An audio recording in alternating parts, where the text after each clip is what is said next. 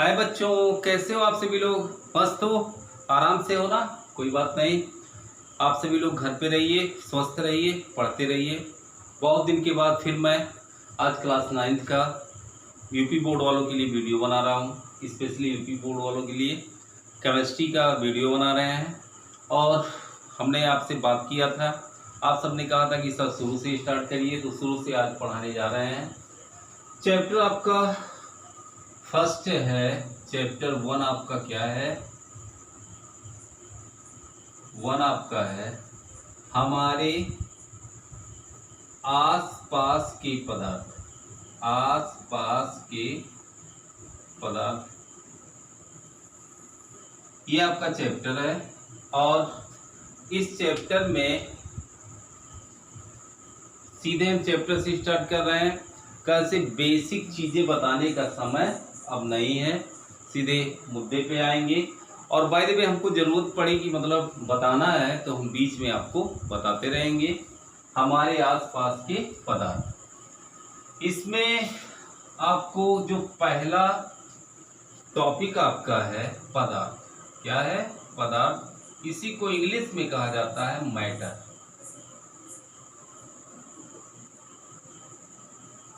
वह सभी वस्तुएं, एक सेकेंड मैं लिख ले रहा हूं तब फिर समझा दे रहा हूं आपको, नहीं टाइम ज़्यादा लगेगा। एक सेकेंड। हाँ तो देखिए, वह सभी वस्तुएं जिनमें द्रव्यमान होता है, ये पदार्थ ही नहीं, इसको कहा जाता है द्रव्य भी कहा जाता है, या इसी को क्या कह सकते हैं? या द्रव्य। द्रव्य और द्रव में अंतर है, अभी आपको समझ में आएगा। द्रव्य मतलब क्या होता है? पदार्थ होता है। तो वह सभी वस्तुएं, इस यूनिवर्स में जितनी भी वस्तुएं हैं या आपके आसपास जितनी भी वस्तुएं हैं, अगर उसमें द्रव्यमान है और वो अपना कुछ स्थान, चाहे छोटा सा भी स्थान घेरती है, तो उसको कहा जाता है द्रव्य या पदार्थ। जैसे कुर्सी हुआ, मेज हुआ, डस्टर हुआ, पेन हुआ, कपड़ा हुआ, कुछ भी हुआ, तो ये सब क्या कहलाता है? द्रव्य कहलाता है। ये बात क्लियर हुआ? अगला हमने कहा पदार्थों का भौतिक स्वरूप या द्रव्य का भौतिक स्वरूप। तो द्रव्य का भौतिक स्वरूप में हमने पहला पॉइंट क्या लिखाया है कि पदार्थ कणों से मिलकर के बना होता है। पदार्थ छोटे छोटे कणों से मिलकर के या कणों से मिलकर के बना होता है। पदार्थ के कण अत्यंत छोटे होते हैं। पदार्थ के कण क्या होते हैं? अत्यंत छोटे होते हैं। अभी आपको मैं बता रहा हूं, पदार्थ के कणों के बीच रिक्त स्थान होता है। ये भी सोचने की बात है, क्या पदार्थ के कणों के बीच रिक्त स्थान होता है कि नहीं होता है? अभी हम आपको बताएंगे, आप क्रियाकलाप घर पे भी कर सकते हैं। पदार्थ के कण निरंतर गतिशील रहते हैं। पदार्थ के कण क्या होते हैं?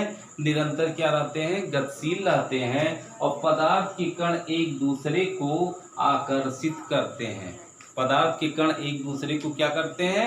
आकर्षित करते हैं। अब जैसे मैं कह रहा हूं पदार्थ कणों से मिल करके बना होता है। अब जैसे मैंने एक टब लिया और टब में हमने डाल दिया पानी।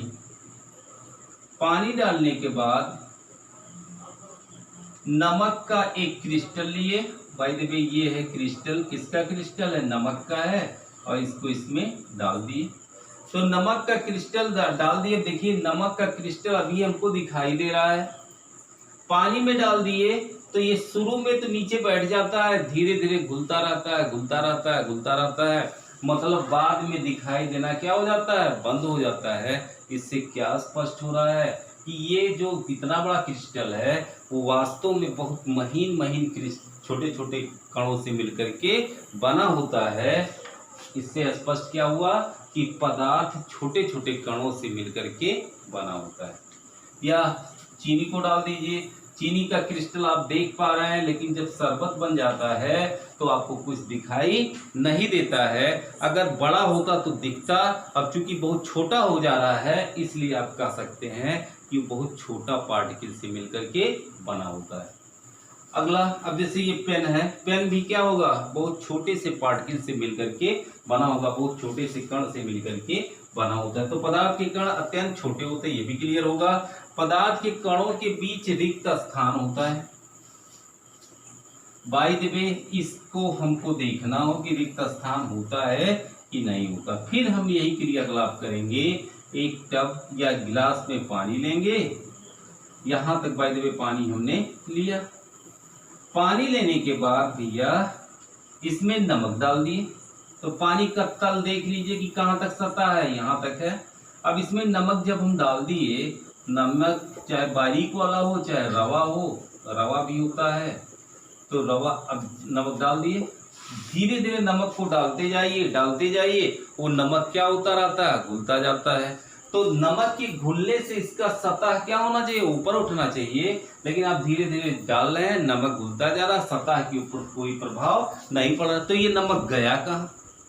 तो इससे आप अनुमान अपने लगा सकते हैं कि जैसे जल के दो अणु हैं, तो दोनों के बीच कुछ क्या होगा, रिक्त स्थान होगा, या बीच में रिक्त स्थान जो होगा उसी में नमक का पार्टिकल चला जाता है, बीच में फंस जाता है, इसलिए इसका आयतन बढ़ने नहीं पाता है। ये चीज क्लियर हुआ होगा। रिक्त स्थान होता है। पदार्थ के कण निरंतर गतिशील होते हैं। पदार्थ के कण निरंतर गतिशील होते हैं।